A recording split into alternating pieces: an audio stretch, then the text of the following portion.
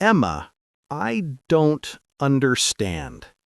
I've been learning English for 5 years. 5 years? That's a long time. So, how do you feel now? Honestly, terrible. I still can't speak fluently. I get nervous, I forget words, sometimes nothing comes out.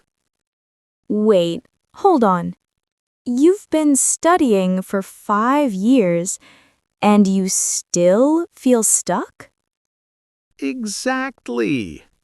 I know so much grammar. I've memorized thousands of words. I even watch English videos. But when I try to talk to someone, silence. That's interesting. Interesting? Emma, it's a disaster. I feel like I've wasted years of my life. Don't be so hard on yourself, Jack. You didn't waste time, but maybe the way you're learning is the real problem. The way I'm learning? What do you mean? Isn't learning just studying? Not exactly. That's what many people think, and that's why they fail. Fail? Are you saying I'm failing? Not just you, millions of learners around the world. They all make the same mistakes. Okay, now you've got me curious. What mistakes? Tell me, Emma. Why do people fail at learning English? Jack, the first mistake is this. You study English, but you don't use English. What? Of course I use it. I do grammar exercises, I write sentences, I memorize vocabulary. See, that's the problem. You're treating English like math or history. You sit with a book, you fill in blanks, you memorize rules, but you don't actually live the language. Live the language?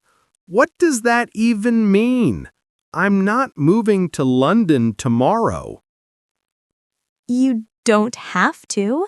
Living the language means practicing in real life every day, talking, listening, thinking in English, not just memorizing. But memorizing is learning, isn't it? Let me ask you this. If you buy a treadmill and never walk on it, will you get fit? Of course not.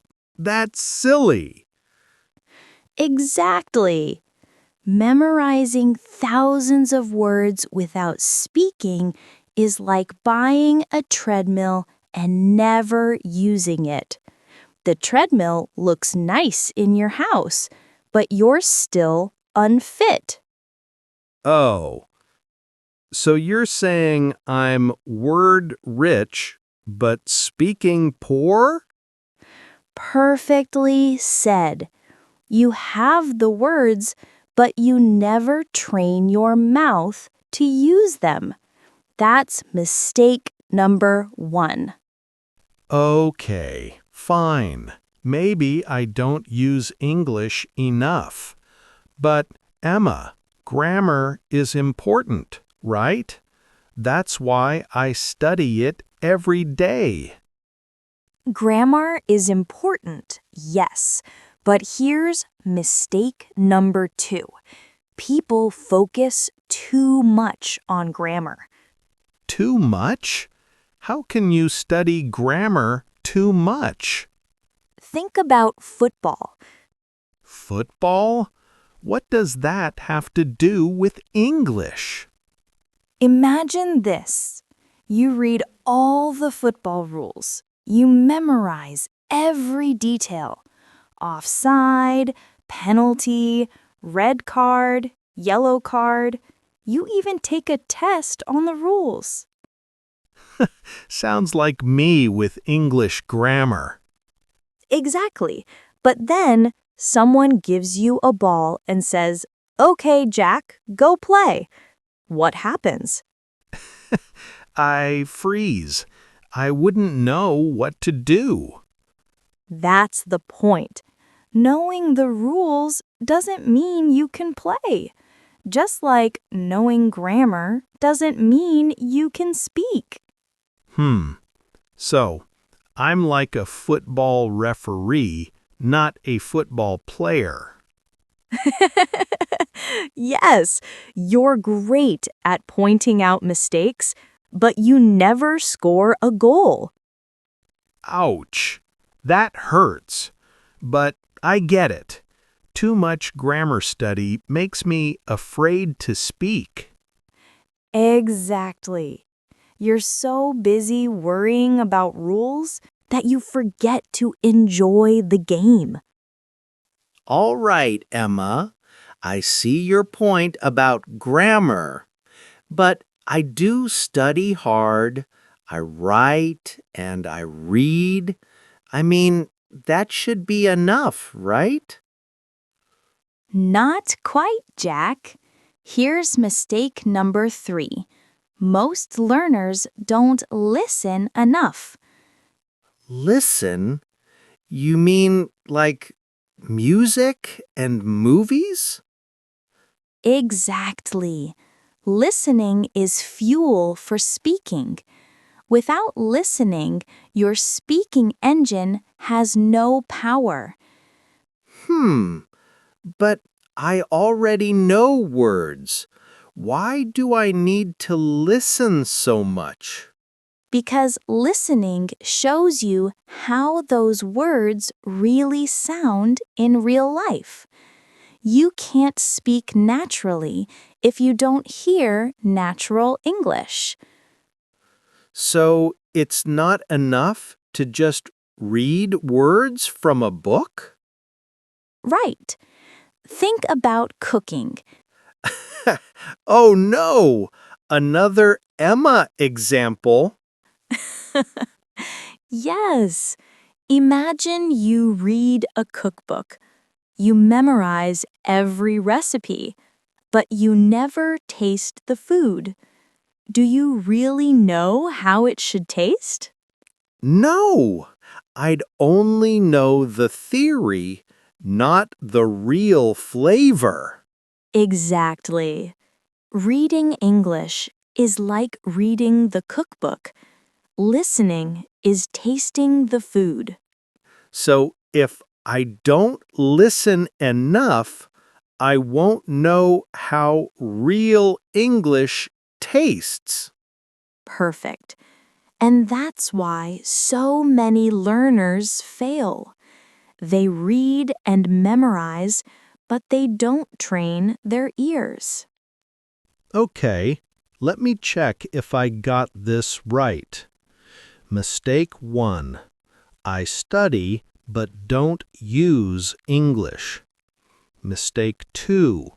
I focus too much on grammar, like a referee instead of a player.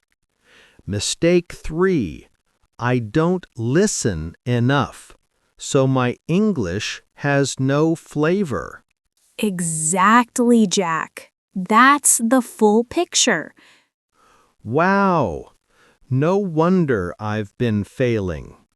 I thought the problem was English, but the real problem was me. Don't say failing. You didn't fail. You just took the wrong road. So what's the right road then? Simple. Start using English every day. Speak, even if you make mistakes. Listen more than you read. And remember, grammar is a tool, not the whole game. So practice, listen, and play. not just study. Yes, English is not a subject you pass, it's a skill you build. You know what, Emma? From today, I'm done studying English. I'm going to start living it. That's the spirit. And remember, every mistake is not a failure, it's a step forward. All right, then I'm ready to take a lot of steps. Good! Just don't forget to enjoy the journey. You know, Emma, this conversation really opened my eyes. I thought I was failing, but now I see I just need to change how I learn. Exactly, Jack. And you're not alone. So many learners make these same mistakes. Well, if I can fix them, anyone can. What about you? Do you make any of these mistakes? Tell us in the comments. I'd love to hear your story. And if you learned something new today, don't forget to give this video a thumbs up. And subscribe to the channel so you don't miss the next lesson.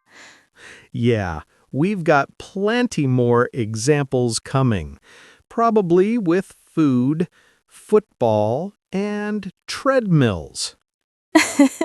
You know me too well. See you next time, friends. Bye-bye. Bye-bye.